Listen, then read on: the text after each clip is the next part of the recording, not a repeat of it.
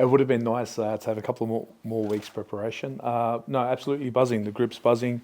We'll have a younger team playing in the first half. Second half, will be essentially the academy playing as well. So I'm buzzing for both groups. It's a great opportunity to showcase what the squad can do, especially in the short pre-season.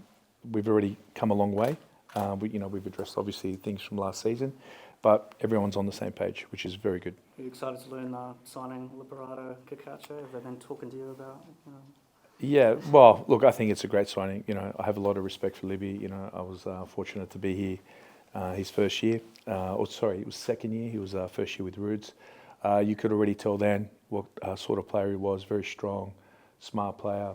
And the fact that he's played in Holland, he's played in Italy, Serie A, it's one of the hardest leagues in the world. I think he'll be a great asset for Wrexham. Can you just talk about who's not available for you in this game? Ruffer, Payne, Piper, Long? Yeah, you know better than I do, Phil. Roofs, he's out till early August. He picked up an injury in all-whites duty. Corbs, unfortunately, has osteopubis, so he won't be available until maybe the end of September. So that's ongoing. I think he's going a little bit better than expected. Payne's had a bit of aggravation with his Achilles, so he's kind of in and out. I don't expect a return from him probably for at least another couple of weeks. Paulo Retre has just come back from his wedding, a little bit underdone. So just give him some rest, and now he's just integrating back into the squad, so he won't be available for tomorrow. And the other one I think I'm missing is Albie, who won't be fully fit till the end of September.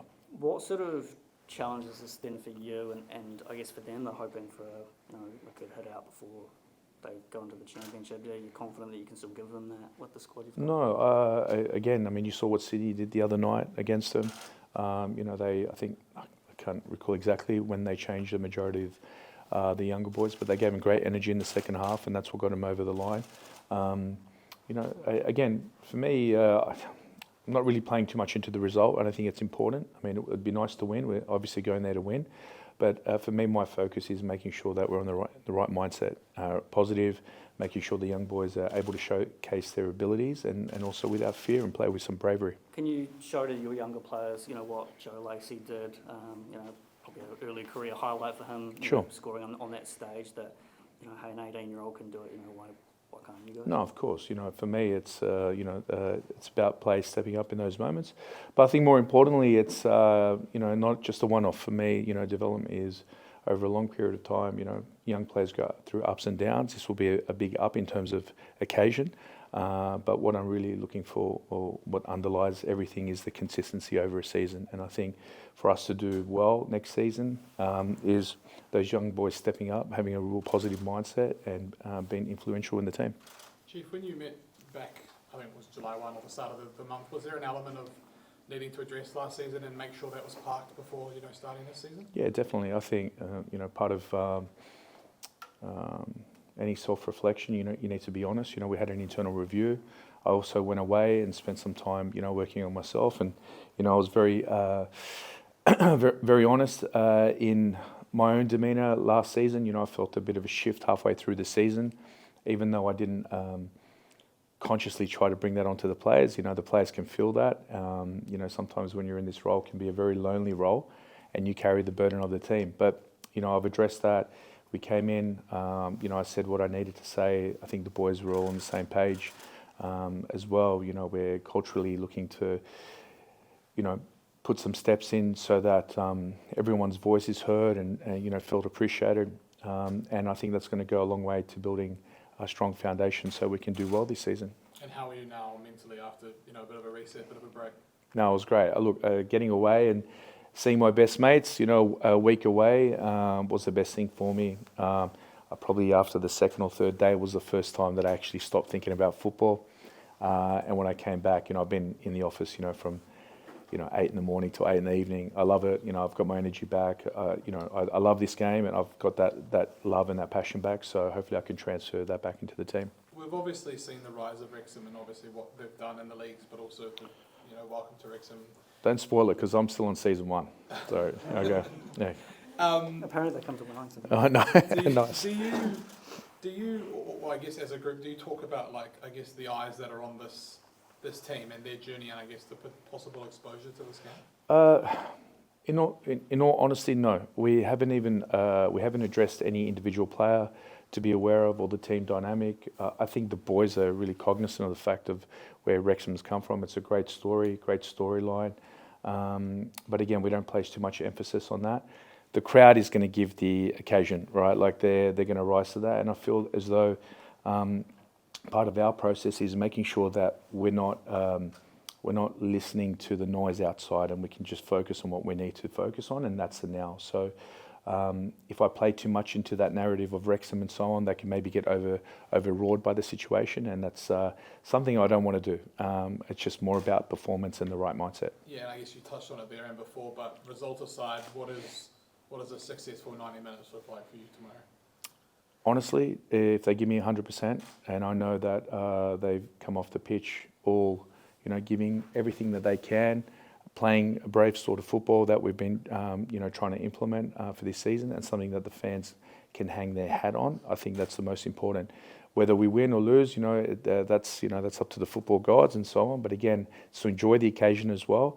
And really, I think with the second half team, I really want to see one or two of those boys step up and put themselves in the shop window. Mr. Eze, your new signing, when can we expect to see him here in Wellington? So just going through the last sort of details in terms of his visa, he will be here hopefully next week, but he won't be ready for Perth for the Australia Cup. Can you explain how you found him?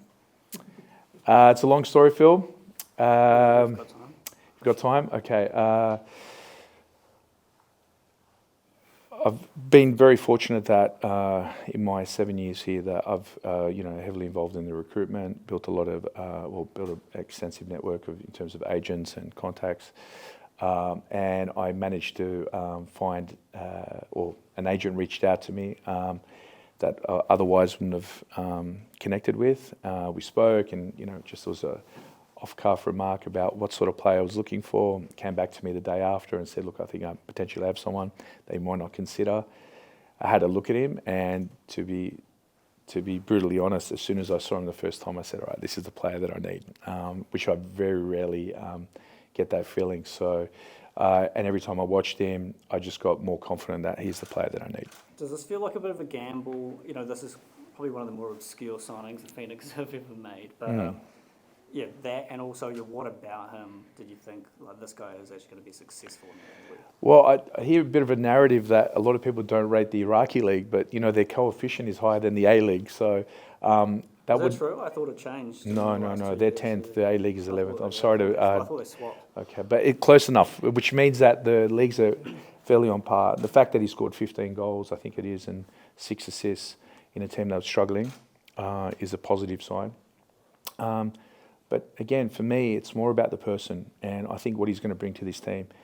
26, has something to prove, wants to reach big heights. He had some big offers in the Middle East, but I feel like he wants the challenge of the A-League that can really boost him and get to where he wants to. And I think if we can reach his potential, I think, the sky's the limit. And you've got a couple of players on trial at the moment. Are they able to feature in the game at all? Or just... Yeah, unfortunately, no. They're just more for the training period. I wanted this occasion to be for the signed players and for the academy boys as well.